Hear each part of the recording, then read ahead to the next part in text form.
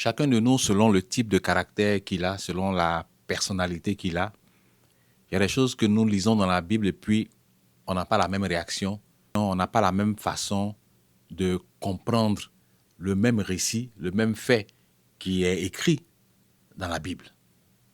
Je suis de nature analytique, donc j'aime examiner, j'aime fouiller, j'aime chercher. Et pour moi, être raisonnable dans tout ce que nous faisons, être logique, est quelque chose d'essentiel.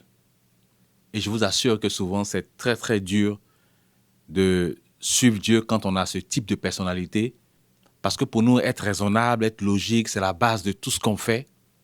Et quand on nous déplace dans un autre repère, on a du mal à s'y retrouver et à pouvoir continuer de suivre. Mais j'ai dû apprendre dans ma marche chrétienne que souvent, il fallait laisser sa logique de côté.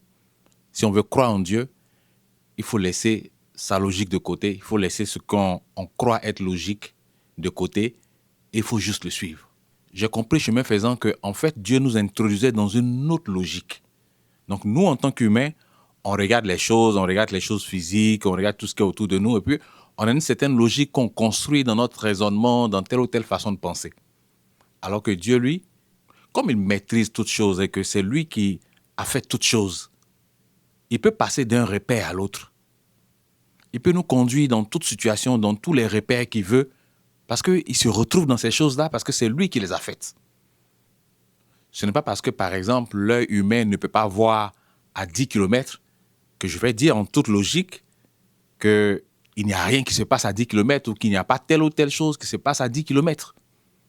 Notre Dieu qui voit tout et qui sait tout peut me dire qu'il y a quelque chose qui se passe à 10 kilomètres de moi.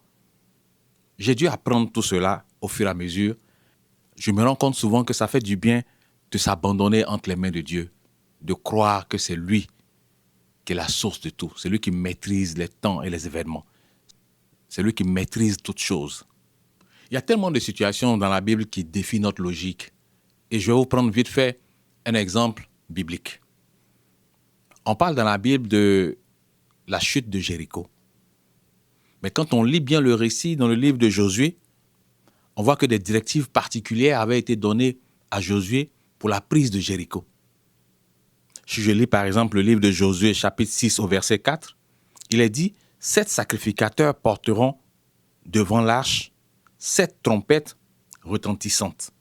Le 7e jour, vous ferez 7 fois le tour de la ville et les sacrificateurs sonneront des trompettes. » Attendez, sincèrement, les sacrificateurs ont quoi à voir dans un mur qui va tomber? Il faut faire le tour du mur, il faut faire le tour de la ville, 1 fois, 2 fois, 3 fois. Attends, j'imagine que si tu es un général d'armée ou tu es un militaire qui est là, qui observe tout ça, mais en toute logique, tu peux te dire, mais attends, c'est dans quoi le gars il nous met? On attaque la ville ou pas? On va faire 1 tour, 2 tours, 3 tours, 4 tours avec des sacrificateurs, 5 tours, 6 tours. On doit attendre que les sacrificateurs sonnent des trompettes. Mon Dieu, c'est quoi tout ça? Oui, mais il fallait respecter tout ça à la lettre. Et ils ont vu sous leurs yeux comment les murs de Jéricho sont tombés. Tenez par exemple, quand la Bible dit de prier pour les autorités. Attends, toi tu viens en Afrique, avec nos présidents qui s'éternisent au pouvoir, avec la redistribution des richesses qui est mal faite. Notre Dieu nous dit dans sa parole, priez pour les autorités. Ah là là, moi j'ai trouvé ça difficile. Prier pour les autorités? Oui, mais qu'est-ce qu'ils font pour nous? Parce que dans ma tête, logiquement, là, j'ai tout un raisonnement bien détaillé, bien aligné, qui fait que en aucun cas, je vais m'asseoir et puis prier pour une autorité. Mais la Bible dit, priez pour les autorités. Votre paix en dépend. Tu peux te dire en toute logique, mais prier pourquoi? Mais les gars, là, ils ont tout le jet, c'est eux qui mangent tout le blé. Ils ne s'occupent pas de nous. Ils ont 10, 15 voitures, ils dilapident l'argent.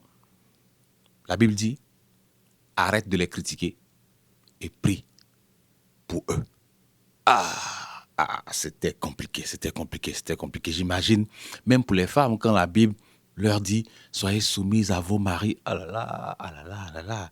Oui, je vais être soumis à quelqu'un, mais quelqu'un qui est intelligent, quelqu'un qui a de la répartie dans ce qu'il fait, quelqu'un qui est raisonnable, quelqu'un qui planifie. J'ai envie de respecter quelqu'un qui me booste.